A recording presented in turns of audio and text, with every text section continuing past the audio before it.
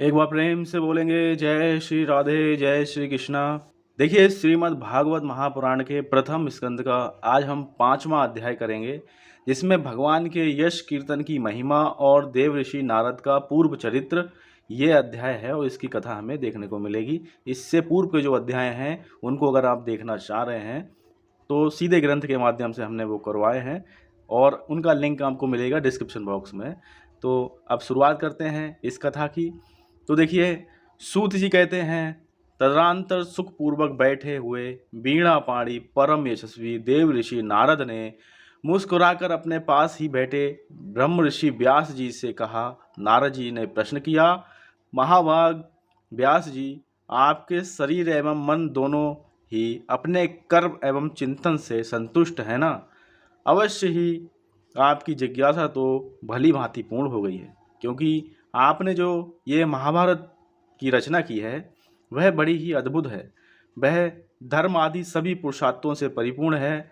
सनातन ब्रह्म तत्व को भी आपने खूब विचारा है और जान भी लिया है। फिर भी प्रभु, आप अकृतार्थ पुरुष के समान अपने विषय में शोक क्यों कर रहे हैं? व्यास जी ने कहा, आपने मेरे विषय में जो कुछ कहा है वह सब ठीक ही है। वैसा होने पर भी मेरा हृदय संतुष्ट नहीं है। पता नहीं इसका क्या कारण है। आपका ज्ञान अगाध है। आप साक्षात ब्रह्मा जी के मानस पुत्र हैं, इसलिए मैं आपसे ही इसका कारण पूछता हूँ। नारद जी, आप समस्त गोपनीय रहस्यों को जानते हैं, क्योंकि आपने उन पुराण पुरुष की उपासना की है जो प्रकृति पुरुष दोनों के स्वामी है और असंग रहते हुए भी संकल्प मात्र से गुणों के द्वारा संसार की सृष्टि, स्थिति और प्रलय करते रहते हैं। आप सूर्य की भांति तीनों लोकों में भ्रमण करते रहते हैं और योग बल से प्राणवायु के समान सबके भीतर रहकर अंतःकरणों के साक्षी भी हैं। योगानुष्ठान और नियमों के द्वारा परब्रह्म और शब्द ब्रह्म दोनों ही पूर्ण प्राप्ति कर लेने पर भी मुझ में जो बड़ी कमी है उसे आप कृपा करके बतलाइए।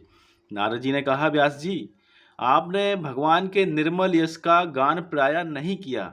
मेरी ऐसी मान्यता है कि जिससे भगवान संतुष्ट नहीं होते वह शास्त्र या ज्ञान अधूरा है। आपने धर्म आदि पुरुषार्थों का जैसा निरूपण किया है, भगवान श्री कृष्ण की महिमा का वैसा निरूपण नहीं किया। जिस वाणी से चाहे वह रस भाव अलंकार आदि से युक्त ही क्यों ना हो, जगत को पवित्र करने वाले भगवान श्री कृष्ण के यश का कभी गान नहीं होता। वह तो कौओं के लिए उच्छिष्ट फेंकने के स्थान के समान अपवित्र मानी जाती है। मानसरोवर के कमनीय कमल वन में बिहरने वाले हंसों की भांति ब्रह्मधाम में विहार करने वाले भगवत आचरण विद सातित परमहंस भक्त कभी उसमें रमण नहीं करते। इसके विपरीत, जिसमें सुंदर रचना भी नहीं है और जो दूषित शब्दों से युक्त भी है, परंतु जिसका प्रत्येक श्लोक भगवान के सुयश सूचक नामों से युक्त है, वह वाणी लोगों के सारे पापों का नाश कर देती है। क्योंकि सत्पुरुष ऐसी ही वाणी का श्रवण गान और कीर्तन किया करते हैं। वह निर्मल ज्ञान भी जो मोक्ष की प्राप्ति का साक्षात साधन है, यदि भगवान के भक्ति से रहित हो तो उसकी उतनी शोभा नहीं होती जितनी जो साधन और सिद्धि दोनों ही दशाओं में सदा ही अमंगल रूप है। वह काम्य कर्म और जो भगवान को अर्पण नहीं किया गया है, ऐसा अहेतुक यानी कि निष्काम कर्म भी कैसे सुशोभित हो सकता है? महाभाग व्यास जी, आपकी दृष्टि अमोघ है, आपकी कीर्ति पवित्र है। आप सत्यपरायण एवं दृढ़ व्रत हैं, इसलिए आप संपूर्ण जीवों को बंधन से मुक्त करने के लिए समाधि के द्वारा अचिंत्य शक्ति भगवान की लीलाओं का स्मरण कीजिए। जो मनुष्य भगवान की लीला के अतिरिक्त और कुछ कहने की इच्छा करता है, वह उस इच्छा से ही निर्मित अनेक नाम और रूपों के चक्कर में पड़ जाता है। उसकी बुद्धि भेदभाव से भर जाती है। जैसे हवा के झरोकों से डगमगाती हुई डोरी को कहीं भी ठहरने का ठौर नहीं मिलता, वैसे ही उसकी चंचल बुद्धि कभी भी स्थिर नहीं हो पाती। संसारी लोग स्वभाव से ही विषयों में फंसे हुए हैं। धर्म के नाम पर आपने उन्हें निंदित यानी पशु हिंसा युक्त सकाम कर्म करने की भी आज्ञा दे दी है।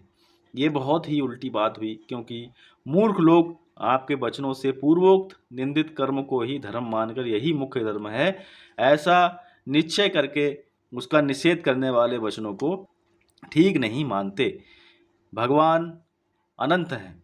कोई विचारवान ज्ञानी पुरुष ही संसार की ओर से निवृत्त होकर उनके स्वरूप भूत परमानंद का अनुभव कर सकता है। अतः जो लोग पारमार्थिक बुद्धि से रहित हैं और गुणों के द्वारा नचाए जा रहे हैं, उनके कल्याण के लिए ही आप भगवान की लीलाओं का सर्वसाधारण के हित की दृष्टि से वर्णन कीजिए। जो मनुष्य अपने धर्म का परित्याग करके भगवान के चरण कमलों का भजन सेवन करता है, भजन परिपक्व हो जाने पर तो बात ही क्या है। यदि इससे पूर्व भी उसका भजन छूट जाए तो क्या कहीं भी उसका कोई अमंगल हो सकता है। परंतु जो भगवान का भजन नहीं करते और केवल स्वधर्म का पालन करते हैं, उन्हें कौन सा लाभ मिलता है। बुद्धिमान मनुष्य को चाहिए कि वह उसी वस्तु की प्राप्ति के लिए प्रयत्न करे जो तिनके से लेकर ब्रह्म पर्यंत समस्त ऊंची नीची योनियों में कर्मों के फलस्वरूप आने जाने पर भी स्वयं प्राप्त नहीं होती। संसार के विषय सुख तो जैसे बिना चेष्टा के दुख मिलते हैं, वैसे ही कर्म के फल रूप में आचिंत्य गति समय के फेर से सबको सर्वत्र स्वभाव से ही मिल जाते हैं। व्यास जी जो भगवान श्री कृष्ण के चरणारविंद का सेवक है, वह भजन न करने वाले कर्मी मनुष्यों के समान दैवत्य कभी बुरा भाव हो जाने पर भी जन्म मृत्यु में संसार में नहीं आता। वह भगवान के चरण कमलों के आलिंगन का स्मरण करके फिर उसे छोड़ता नहीं चाहता। उसे रस चस्का जो लग चुका है। जिसने जगत की उत्पत्ति स्थिति और प्रलय होते हैं, वे भगवान ही इस विश्व के रूप में भी हैं। ऐसा होने पर भी वे इससे विलक्षण हैं। इस बात को आप स्वयं जानते हैं, तथापि मैंने आपको संकेत मात्र कर दिया है। व्यास जी, आपकी दृष्टि अमोघ है। आप इस बात को जानिए कि आप पुरुषोत्तम भगवान के कलावतार हैं। आपने अजन्मा होकर ही जगत के कल्याण के लिए जन्म ग्रहण किया है। इसलिए आप विशेष रूप से भगवान की लीलाओं का कीर्तन कीजिए।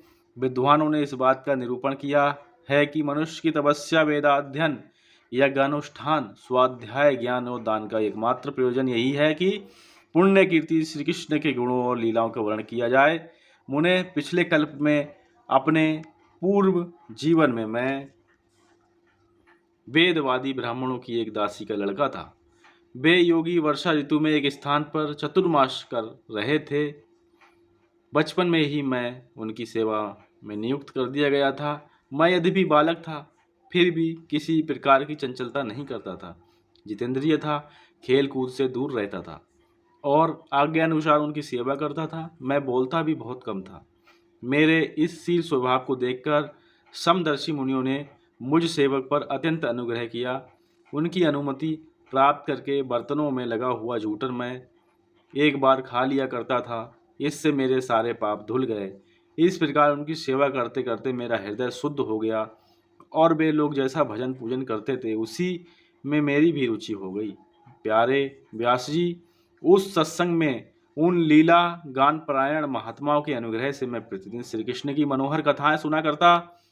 श्रद्धा पूर्वक एक एक पद श्रवण करते करते प्रिय कीर्ति भगवान में मेरी रुचि हो गई। महामुने, जब भगवान में मेरी रुचि हो गई, तब उन मनोहर कीर्ति प्रभु में मेरी बुद्धि भी निश्चल हो गई। उस बुद्धि से मैं इस संपूर्ण सत्य और असत्य रूप जगत को अपने पर ब्रह्म स्वरूप आत्मा में माया से कल्पित देखने लगा।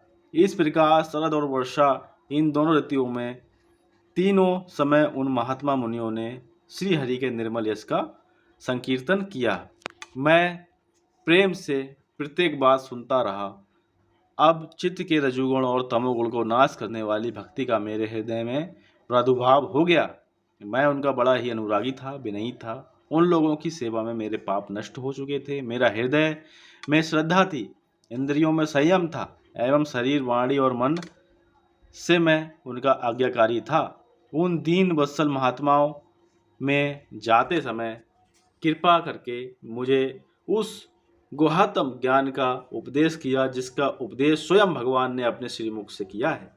उस उपदेश से ही जगत के निर्माता भगवान श्री कृष्ण की माया के प्रभाव को मैं जान सका, जिसके जान लेने पर उनके परम पद की प्राप्ति हो जाती है। सत्य संकल्प व्यास जी, पुरुषोत्तम भगवान श्री कृष्ण के प्रति समस्त कर्मों को समर्पित कर देना ही संसार के तीनों तापों की एकमात्र औषधि है। यह बात मैंने आपको बतला दी। प्राणियों को जिस पदार्थ के सेवन से जो रोग हो जाता है, वही पदार्थ चिकित्सा विधि के अनुसार प्रयोग करने पर उस रोग को दूर नहीं करता। इसी प्रकार यद्यपि सभी कर्म मनुष्यों को जन्म मृत्यु रूप संसार के चक्र में डालने वाले हैं, तथापि जब वे भगवान को समर्पित कर दिए जाते हैं तब उनका कर्मपना ही नष्ट हो जाता है। इस लोक में जो शास्त्र विहित कर्म भगवान की प्रसन्नता के लिए किए जाते हैं, उन्हीं से पराभक्ति युक्त ज्ञान की प्राप्ति होती है। उस भगवत अर्थ कर्म के मार्ग में भगवान के आज्ञा अनुसार आचरण करते हुए लोग बार बार भगवान श्री कृष्ण के गुण और नामों का कीर्तन तथा स्मरण करते हैं। प्रभु, आप भगवान वासुदेव को नमस्कार है। हम आपको ध्यान करते हैं। प्रद्युम्न, अनिरुद्ध और संकर्षण को भी नमस्कार है। इस प्रकार जो पुरुष चतुर्भ्यू रूपी भगवान मूर्तियों के नाम द्वारा प्राकृत मूर्ति रहित अप्राकृत मन मूर्ति भगवान यज्ञ पुरुष का पूजन करता है, उसी का ज्ञान पूर्ण एवं यथार्थ है। ब्राह्मण, जब मैंने भगवान की आज्ञा का इस प्रकार पालन किया, तब इस बात को जानकर भगवान श्री कृष्ण ने मुझे आत्मज्ञान, ऐश्वर्य और अपनी भाव रूपा प्रेमा भक्ति का दान किया। व्यास जी, आपका ज्ञान पूर्ण है। आप भगवान की ही कीर्ति का, उनकी प्रेममय लीला का वर्णन कीजिए। उसी से बड़े बड़े ज्ञानियों की भी जिज्ञासा पूर्ण हो जाती है। जो लोग दुखों के द्वारा बार बार रौंदे जा रहे हैं, उनके दुख की शांति इसी से हो सकती है और कोई उपाय नहीं है। इस प्रकार ये 5वां अध्याय संपन्न हुआ, जो कि प्रथम स्कंद का है श्रीमद् भागवत महापुराण के। अब जो कथा करेंगे हम, वो श्रीमद् भागवत महापुराण के प्रथम स्कंद का 6वां अध्याय होगा, जो कि नारद जी के पूर्व चरित्र का शेष भाग का वर्णन है। तो एक बार प्रेम से बोलेंगे, जय श्री राधे, जय श्री कृष्णा।